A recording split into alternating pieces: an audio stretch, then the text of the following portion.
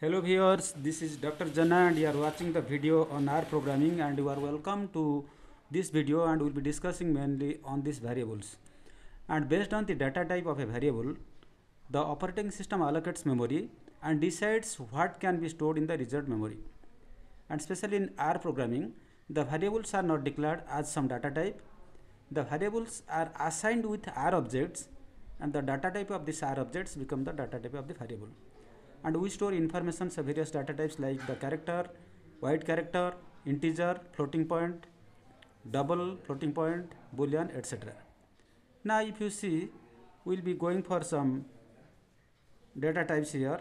We are having a number of data type. You can see we are having the logical like true or false. We are having numeric like the whole numbers 10, or floating point like 56.7, etc. And integer, for integer we have to use the L, 8L, 10L, whatever things you put it here.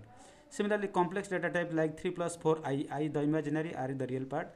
Some character like something you write, some characters hello or gunamani, whatever things, and raw as it is you write it there. Okay, so these are the some of the data types we will be using, and then we will be going for some of the operators we will be using. While you are going for this numeric, in the numeric you can clearly see one of the things we are using the arithmetic operators. In the arithmetic operators, we are using like addition, plus sign, subtraction, then multiplication, division, remainder, this modulus were in percentage, and exponent, these are things. And the order of operations, so it strictly follow this order. The parenthesis, it is sorted out, solved first, then the exponent, that is the to the power, then multiplication and division from left to right, and addition, subtraction from left to right. So these are the things it is strictly followed, and we go for this type of thing. Then we come across with some of the programs. By solving some programs we can clearly understand. Let us go, and this is, you see, the program number 1, first program. Yesterday I already shown you, in the previous video we have already shown you. Just I am declaring a variable. If you see it here, just this hash sign I am using, it is for just comments, don't worry for that thing.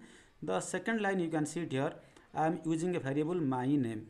So you know how to declare a variable. I already told you that it can be a single word starting with lowercase, or it can be a compound word like more than 2 words, my name.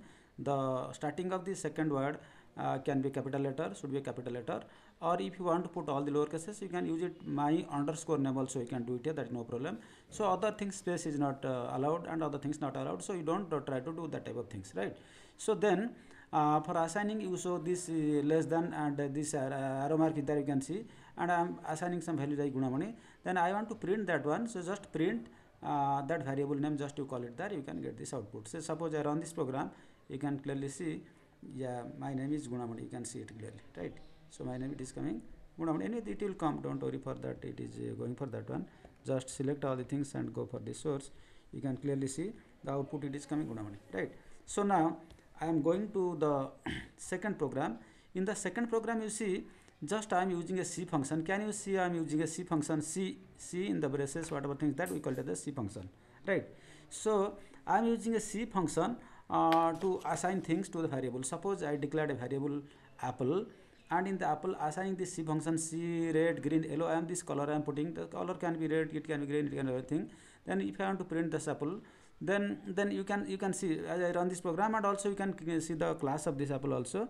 Okay, just click it here and you go for the source, click it here, and you can see the first it is coming. What is the print apple? What is the apple? It can be red color, it can be green color, yellow color, like that I have given the apple, right? Then I am asking the class of apple, it is coming character, you can see red, green, yellow, all these are the characters. Okay, then we go to our next program. In our next program, you see, whatever the operators I told you, that whatever the things, those are things we'll be using it here. Say first we are going for this logical, numeric, integer, complex, as well as the raw character, all the things will be going for that one. Suppose I go for the logical operator, what I say, suppose I declared a variable v and I assign it is true or false, I told it is logical. So print class v. So what is the, you see, if you try to run this one, just see, and I run this one. Okay, so you can clearly see, so it is showing logical. Can you see the output here? So if you want to clear this one, just Control L, you can see all the things here.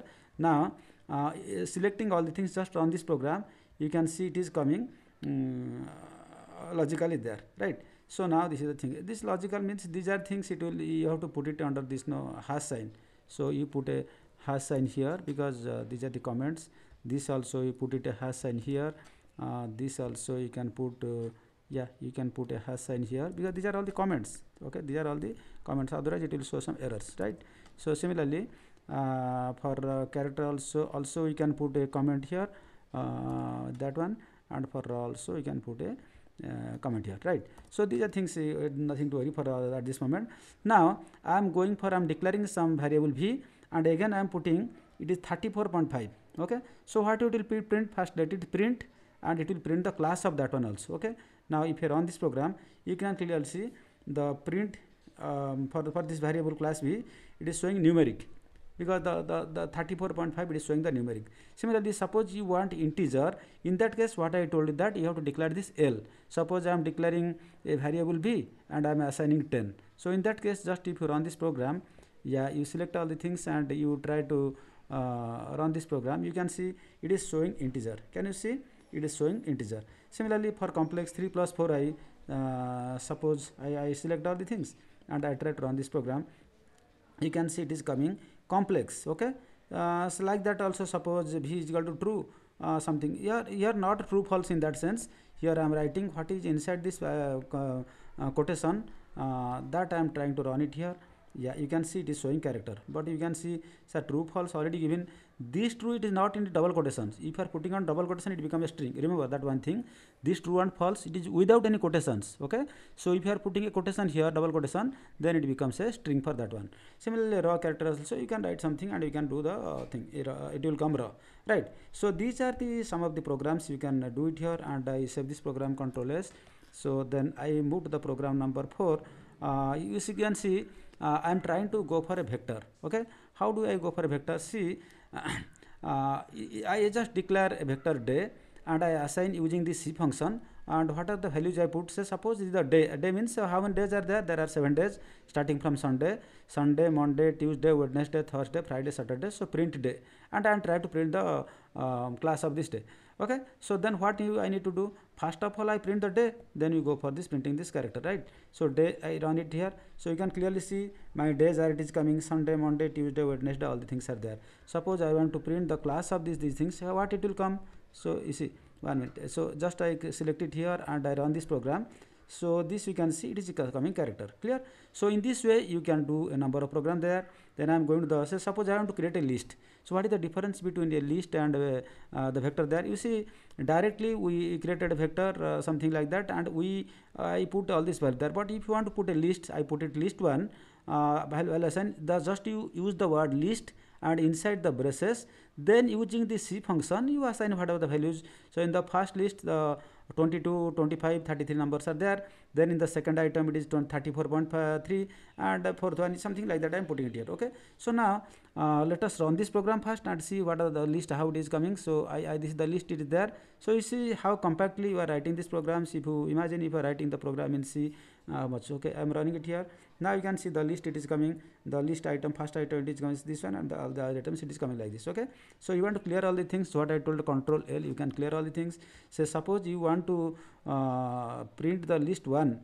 If you want the print the list 1, then you can do it here and run this program, and you can have solve this. In the first list it is coming 22, 25, 33. What are the items? 22, 25. The second list it must come 34.3. So second it is coming 34.3. First last one it is coming some operator like something like that. Sin means sin, cos, like that, whatever things we are putting, right? So these are the things we did it here, and we now I think we are in program number 5. Then we are moving to program number 6. Okay, so I'm trying to create an array. Okay, I am trying to create an array. In this array, just declare a variable a, and then you use the function array, and using these C functions, red, green, blue, and some dimensions like C 1, 2, 3. So these are things I am going to do it here. Now suppose I want to run this program here. I just created an array and I want to run this program. And you can clearly see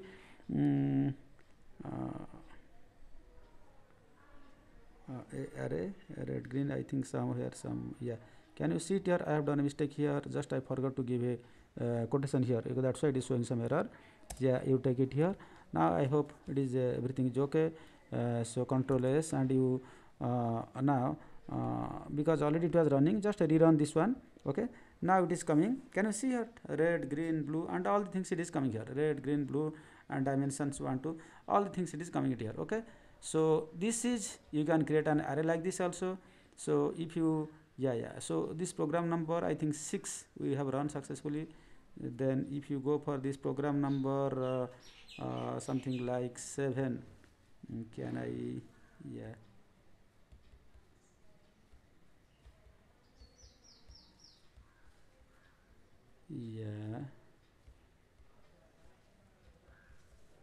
okay, you can control program number 7 also directly we can open. We up to 6 we have executed. So program number 7 I am showing to you. In the program number 7, you can see I am trying to create a matrix. Okay, suppose I declare matrix M. So I am using this first matrix and using this C. See, this is another way of assigning that initially I am putting an arrow mark toward the left side. I am just putting equal to sign here. With equal assign operator, we say assign operator M, assign matrix. What is the matrix? So these are the things. Number of rows is equal to 2, and number of columns is equal to, and by row is equal to 2. So now what will happen? Suppose I want to draw this matrix and run this matrix.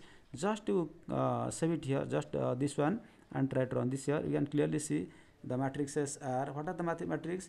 Because it is 2 row and 3 column. So this is first row, this is second row, this is first column, this is second column, this is third column. So what are the elements of this matrix? A, B, C, it will be in the first row, and D, E, F, it will be the second row. Okay, you can see clearly we are able to do a matrix like this. Suppose you want to run some program like that, program number A, because remember that program number 7 we have already successfully run. So suppose you go for program number 8. So we open this program number 8, and you can see it here. I want to create a data frame. Program number 8, I am going to create a data frame. How do you create a data frame? Suppose you give a name data frame, then you put data dot frame. Here in the data frame, what do you do? So we create some data, just like real time data, gender, male, female, height, for this, because I am maintaining some data of some students or something like that. So gender, here I am putting, see, first person is male, second person is male, third person is female, and the height is 165 centimeter.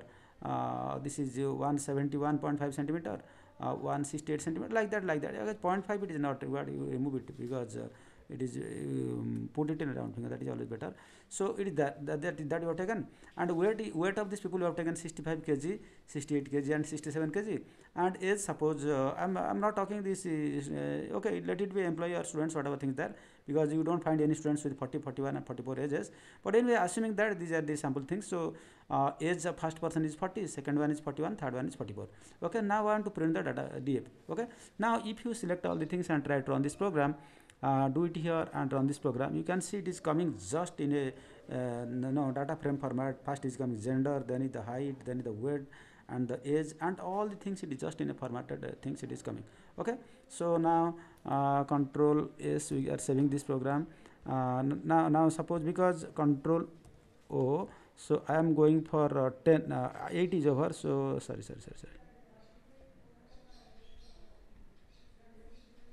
I do not know what happened. Then I go for 8 is over, then 9, I go for 9, open. In this 9,